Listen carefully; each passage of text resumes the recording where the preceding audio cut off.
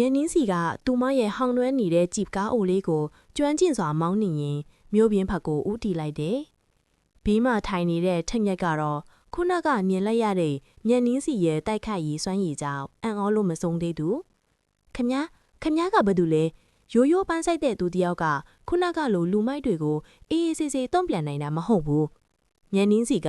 ရှေ့ကိုပဲစိုက်ကြည့်ရင်အေးစစ်စွာပြန်ဖြေတယ်။ကျမရဲ့အတက်ကပန်းနေတဲ့ပုံညစ်ပတ်တဲ့ထမင်းအခုအရေးကြီးတာကဒီကုတ်သူညကိုတစ်တင်ငါရဲ့အတိမ်ပဲသူတို့တွေပြန်လာနီးထမြက်ကနောက်ကြည့်မှန်ကိုကြည်ရင်អော်လိုက်တယ်ခုနကလူမိုက်တွေဟာကားသုံးစီးနဲ့သူတို့နောက်ကိုအသေးအတန်လိုက်လာကြပြီညာနင်းစီကဂီယာကိုအမြင့်ဆုံးတင်လိုက်ပြီးတောင်ပတ်လမ်းချင်းလေးတွေကို꿰ချလိုက်တယ်ကားဘေးချင်းရှင်လာတဲ့အခါလူမိုက်တရက်ကတနတ်ထုတ်လိုက်တာကိုမြင်လိုက်ရတယ်ငုံထား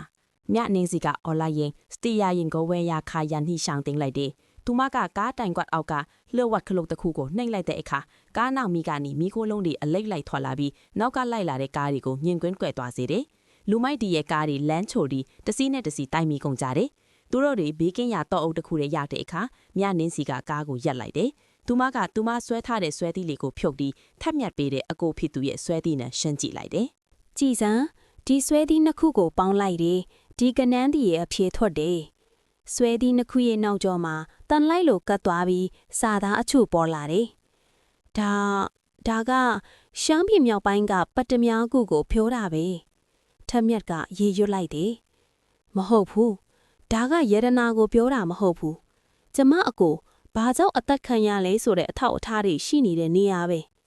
မြန်နင်းစီရဲ့မျက်လုံးထဲမှာကေတီပန်းရောင်ဒီကနေမီးလျံတွေအလားတောက်လောင်လာတယ်